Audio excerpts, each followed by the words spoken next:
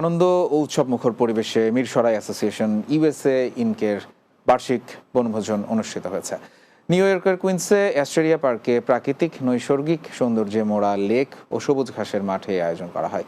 মিরসরাইবাসীর উপস্থিতিতে পরিণত হয় এক মিলন মেলায়। নতুন প্রজন্মের কাছে দেশের সংস্কৃতি পৌঁছে দিতে তাদের এই উদ্যোগ বলে জানান আয়োজকরা।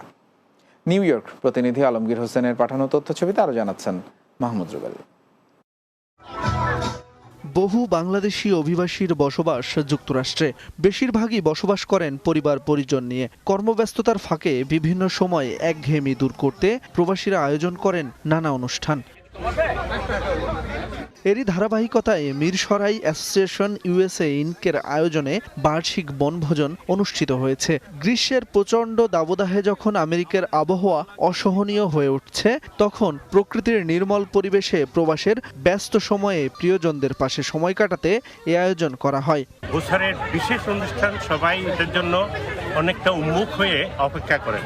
আমরা সেই আয়োজনটা করতে পেরেছি বিদায় আমরা খুবই আনন্দ বোধ করতেছি। আমাদের একটা বাংলা কৃষ্টি কালচার, এই পিকনিক সবার জন্য উন্মুক্ত এবং সবাইকে পরিশেষে আমি ধন্যবাদ জানাই। দিনব্যাপী অনুষ্ঠানমালায় ছিল খেলাধুলা, প্রীতিভোজ, আলোচনা সভা, লাকি কুপন ড্র, পুরস্কার বিতরণী ও সাংস্কৃতিক অনুষ্ঠান। শিশু কিশোরদের বাঁধভাঙা উচ্ছ্বাস ছিল চোখে পড়ার মতো। আয়োজকরা বলেন, নতুন প্রজন্মকে দেশের সংস্কৃতির সাথে পরিচয় হয় এসব অনুষ্ঠানের মাধ্যমে। আমাদের বাচ্চারা বুঝে আমরা ছোটবেলায় কি করে আসছি, ওরা যাতে শিখে এই দেশে।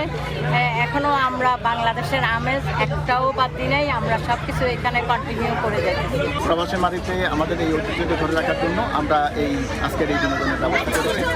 এই বিনোদনের মধ্যে রয়েছে বাচ্চাদের খেলাধুলা এবং অন্যদের হাড়ি ভাঙা, মহিলাদের মার্বেল দৌড় এবং বিভিন্ন রকমের আমাদের ক্রীড়া ব্যবস্থা রয়েছে এবং সাংস্কৃতিক অনুষ্ঠানও রয়েছে। মিরসরাই সমিতির সভাপতি মেজবা উদ্দিন ও সাধারণ সম্পাদক বিপ্লবদের সার্বিক তত্ত্বাবধানে এ আয়োজন করা হয়। Mahmud Rubel, Bangla TV, news desk.